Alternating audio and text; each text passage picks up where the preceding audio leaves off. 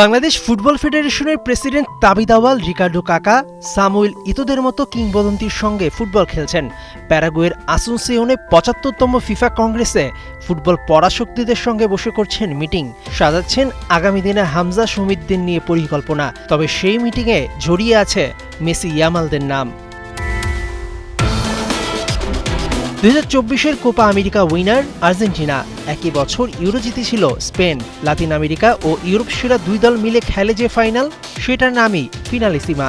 সেটা কবে হবে, টিমে কারা কারা খেলবে, ফিফার এই কংগ্রেসেই আলাদা মিটিংয়ে চূড়ান্ত করেছে আর্জেন্টিনা স্পেন দুই দেশ। স্প্যানিশ সংবাদ মাধ্যম মার্কা জানিয়েছে, ফিনালিসিমা ২৩ থেকে ৩১ মার্চ ২০২৬-এর মধ্যে অনুষ্ঠিত হওয়ার কথা রয়েছে। সংবাদ মাধ্যমটি আরও জানিয়েছে যে ২০২৬ বিশ্বকাপ আসন্ন হওয়ায় এই ফাইনাল আয়োজনের আগে ফিফাকে নিরাপত্তা কর্তৃপক্ষের অনুমোদন নিতে হবে, কেননা ফিনালিসিমার সম্ভাব্য ভেন্যু মেক্সিকোতে।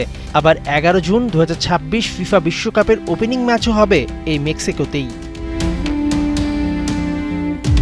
লামিন ইয়ামাল সারা জীবন হতে চেয়েছেন মেসির মতো, খেলেনও মেসির সাবেক ক্লাব বার্সেলোনাতে। মেসির কোলের এই ছোট্ট শিশুটা এখন ডালপালা মেলে হয়েছে প্রকাণ্ড। স্পেন আর্জেন্টিনা দুই দেশই প্যারাগুয়েতে হয়ে যাওয়া সেই মিটিংয়ে নিশ্চিত করেছে, ফিনালিসিমার হাই ভোল্টেজ ম্যাচে খেলবেন মেসি, ইয়ামাল দুজনই। ফাইনালের ব্র্যান্ডিং করতে এই সিদ্ধান্ত দুই দেশের। সবশেষ ২০২২ সালে এই ফিনালিসিমা চ্যাম্পিয়ন হয়েছিল আর্জেন্টিনা, আর ২০২৬ ফিনালিসিমা হয়তো মেসির শেষ ফিনালিসিমা।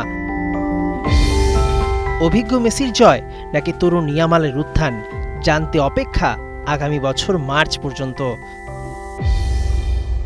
মেহেদী নাইম, ৭১।